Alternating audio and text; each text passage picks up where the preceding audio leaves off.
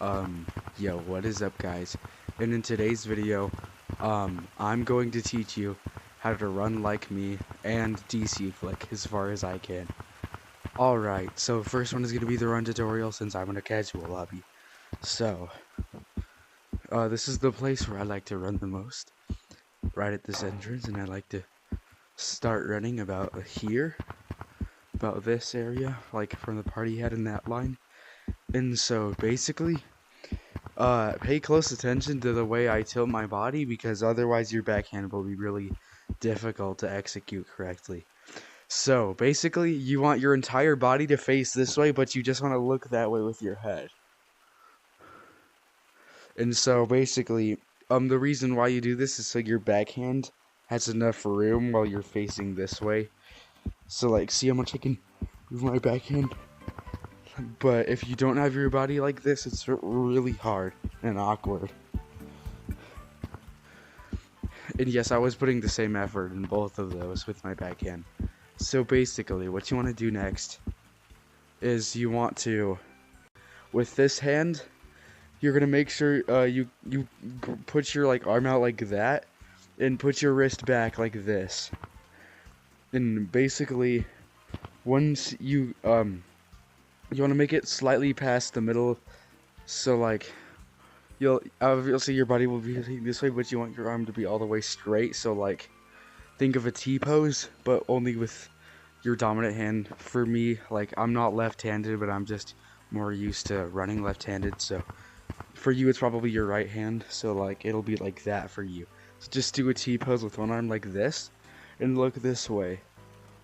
Now, so basically, you're gonna have it like at the side of your rib cage, and you're gonna flick like that, and have your wrist back like that. Then you're gonna come back. Doesn't really matter how you come back, but I think it's a little more convenient if you just like move not completely back. It's more about like pushing back than rotating your arm back like that. It should be like that and not that. It's hard to tell the difference, but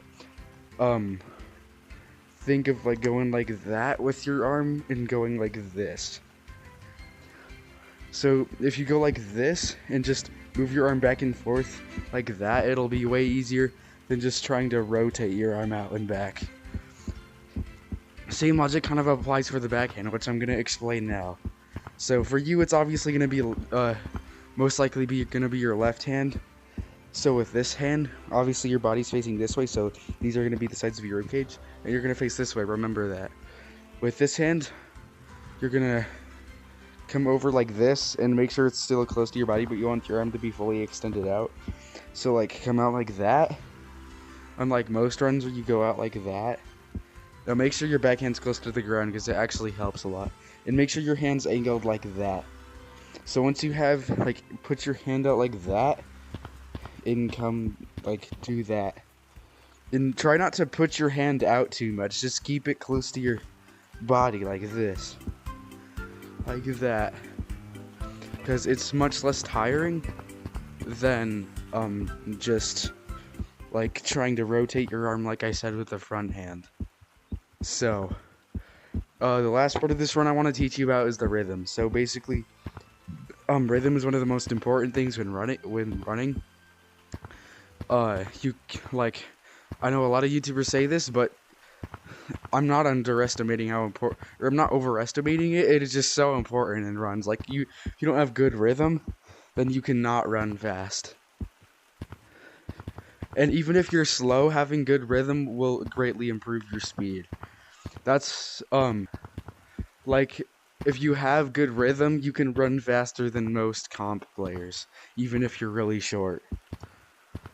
Which rhythm kind of just comes with practice, but a basic idea of what it is for people who don't know is you want the same kind of interval. Think of like a 1 to 2 swing ratio, whatever that means. Like,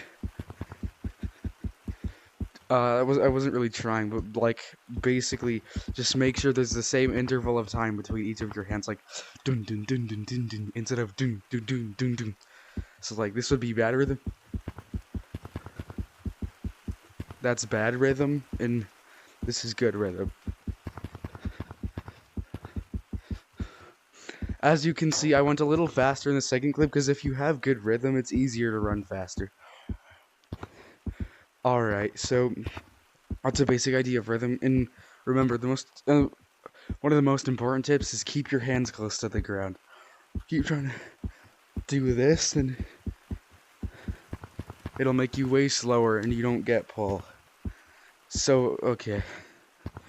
I'm tired right now because I just overexerted myself. But here's kind of what it looks like.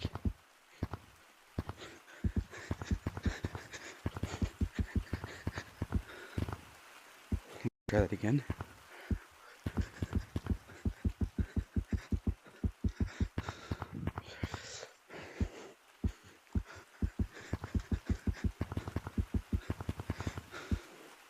Big black. Well, my game is lagging. I think he's in love with Obama. So yeah, that's basically it. The most important thing about running is practice and rhythm. Because like I said, if you don't have good rhythm, then you will be slow. And if you have good rhythm, your running will be more consistent regardless of how your arms feel. So like if you have bad rhythm like this, it'll make you slower and it'll make you tired faster, and it'll also make your running less consistent. But if you have good rhythm, like this, then it'll make you significantly faster, and it will make your running more consistent. So even if you're tired, it'll do a better job at keeping you fast. So for the second part of this tutorial, which is DC flicking, I'm going to get somebody else volunteer. Oh, he should be in here. Okay, so this is the second part of this tutorial. So, just before you start trying to do this in public lobbies, just remember that DC flicking is bannable, because it's abusing of the tracking glitch, and this only works on Quest headsets. It's slightly easier on the Quest 2, but it doesn't mean you can't do it on the Quest 3 and Quest 3S. So basically, put your hand facing you, like this, and put it, behind your head, like that. So it's gonna go behind your head.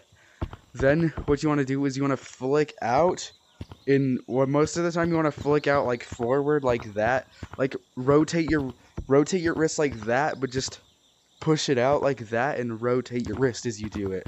So if you do it right, your controller should disconnect and extend fully out regardless of your arm length.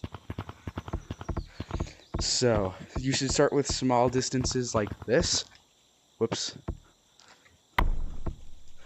And then later you can start with like more distances, like farther distances, like this. And basically, if you find like a plateau, like it's harder to keep extending your distance, then here's like the harder. But How do you do it again? you like put your hand like this, put it behind your head, Okay. and just throw it out like that. Your controller should disconnect. You should try flicking your wrist in this way as much as you possibly can, because that increases the chance of it disconnecting.